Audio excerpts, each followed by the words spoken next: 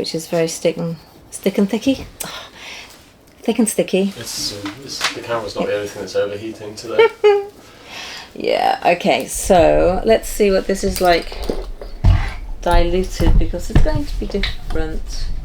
So this is answering the question, why do you dilute things? There are lots of different reasons why we dilute things, but one is because they smell different. Sorry for my bad camera work, everyone.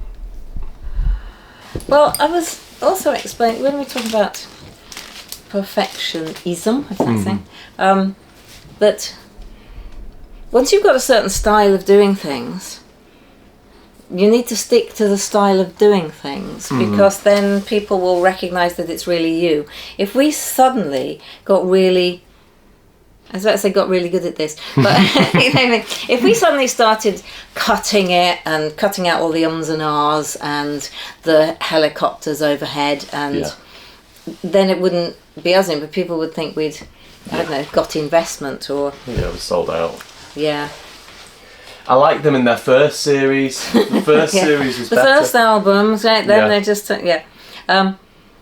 So yeah, this is diluted.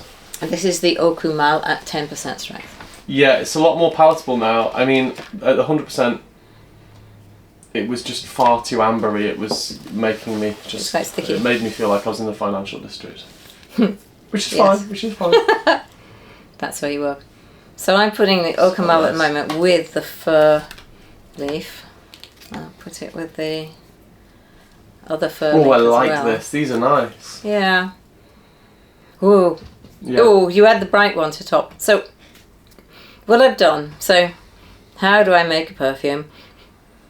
How do I make? Do we make a perfume? So at the moment, what I've drawn is that I'm creating the forest in the middle of my solar system. Yeah. Oh, I'm wearing my solar system bracelet today, with a ring with a cloud on. So I feel that the fir leaf is kind of dark green like that, but it's got a bit of... It's got the maltol going on, so I'm going to have to add the fact that I'm going to add it around the outside edge. There is kind of sweetness that goes with the fir leaf absolute, fir needle absolute, that makes it smell like toffee. Good, as we were saying, helicopter. We're not going to stop and cut it out. No. But I made the fir leaf essential oil a lot brighter because it feels so much. And for those who don't know, do you want to just quickly explain what you're doing?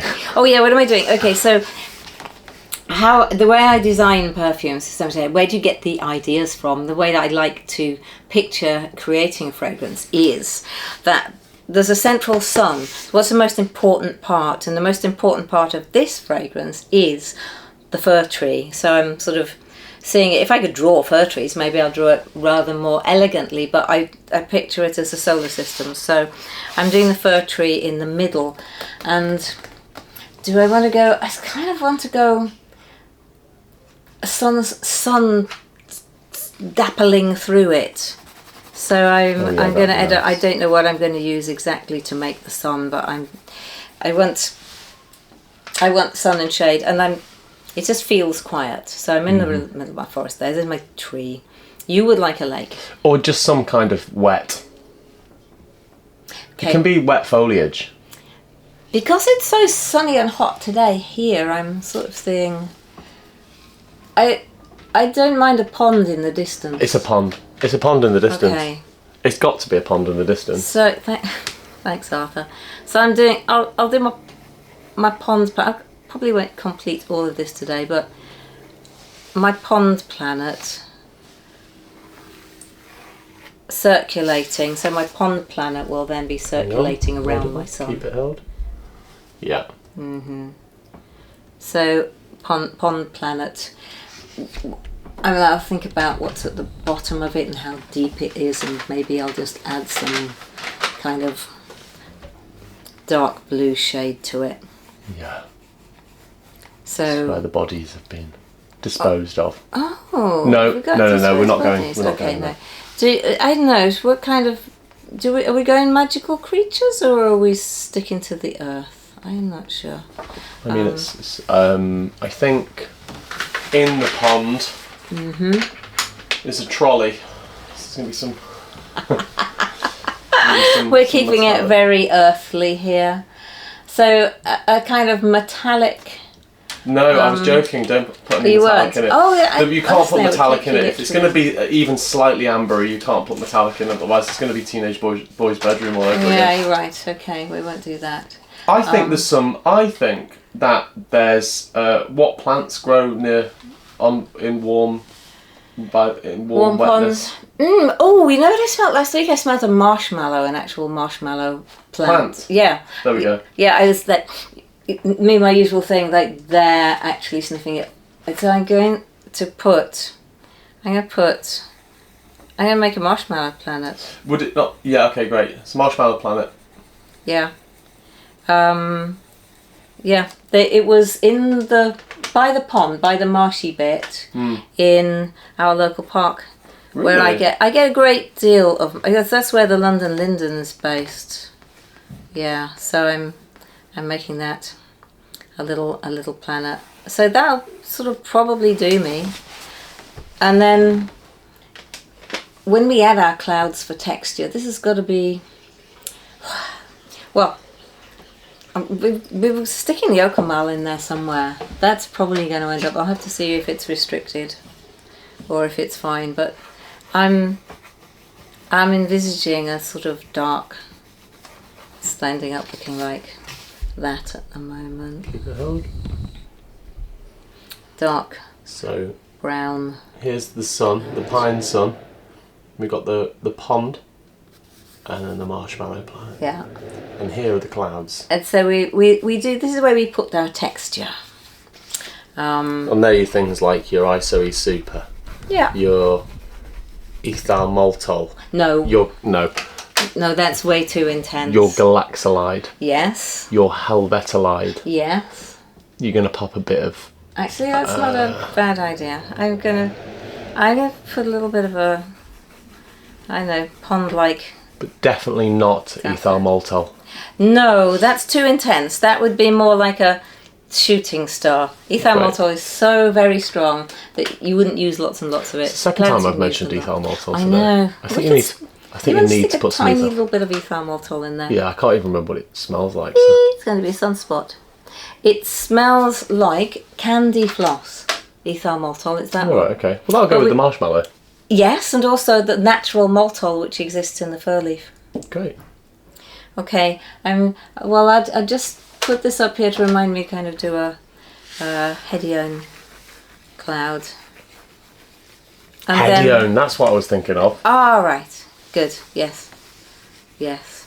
You know too much these days. Well, okay. I know all the words, but none of the info.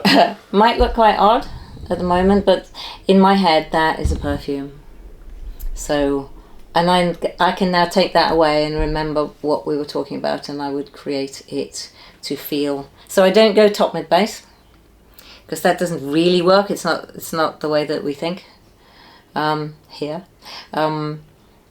There's no point trying to divide all of this up into slices of top, middle and base. I want the fir tree accord, the plant, and then the pond accord, and then I'll see how I get on with my actual marshmallow. A plant, the mallow plant that grows by a marsh. Oh, that's why I'm thinking. Oh no, that's candy floss. Pink fluffy. But marshmallows, the sweets are not the same as the actual. Yes, of course. But they used to be made out of it, because if you boil marshmallows up, you get this sweet mucilage, which used to be turned into marshmallow sweets, and now it isn't. Right. So that would be what we make. Great. We could start. Depending on how long the camera will go without overheating, we could just make a pine tree accord out of the bits that we have. Okay. So how we'd go about that would be the date.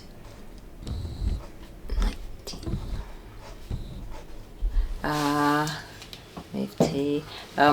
So it's not pine tree, it's a fir tree. Get it right. Fir tree. Flat squidgy leaves, not pointy leaves. So I'll add the fir leaf. The fir leaf absolute. Yeah. So I write it down, fir leaf absolute at 5%. And in my head I kind of feel the amount that I'd want, but you know what I would do? I would start on paper. Paper runs out of shot. Hits paper, got 'em back again. This is what I mean by our kind of perfectionism. This isn't a point at which we run out of shot, then we're probably not doing it right. Well, I mean, don't Indian carpet makers leave a mistake in their carpets to deliberately? show that they are human. Yes.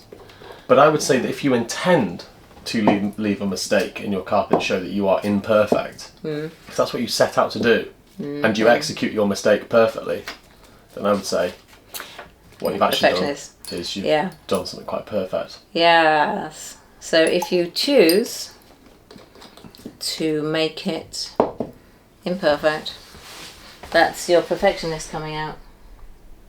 Oh, it's complicated. It's semantics.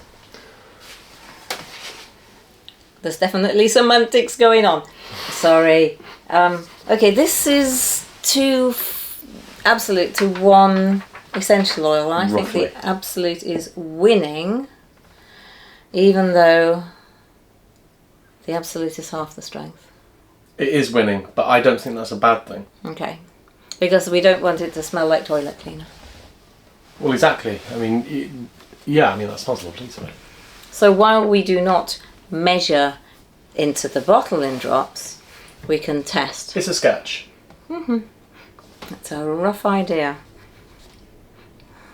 So, and I would make this as a dilution and then work out how much of everything is actually in there later. Right, so if I... Yeah, my brain's melted. I will put 2 grams of the fir leaf in. It's going to be 3 and a bit squirts.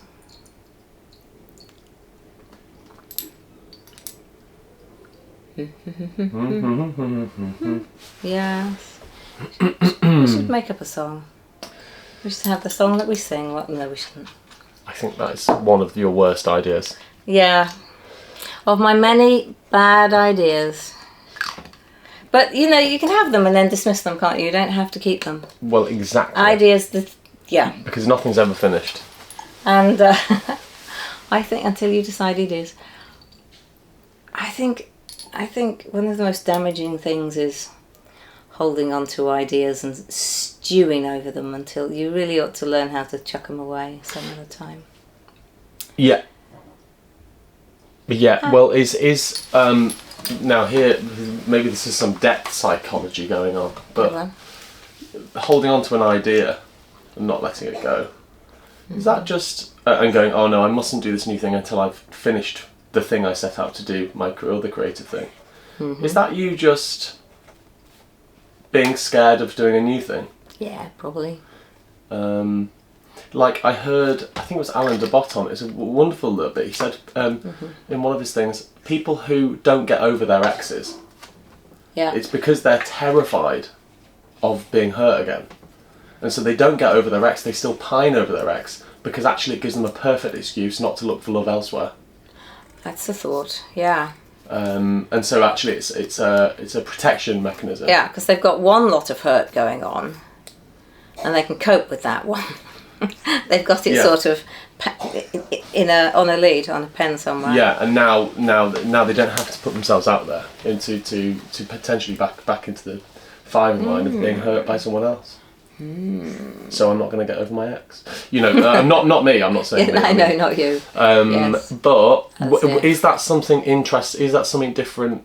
You know, is that similar to creative things? Do we not move on to our next creative thing because actually we're scared of the fact that it might not work? I wonder if most creative people, I mean, I don't sound like too much of an arse, just the usual level of arse, but I think if you're sort of soaked in creativity, you're just going to keep moving on anyway. One hopes.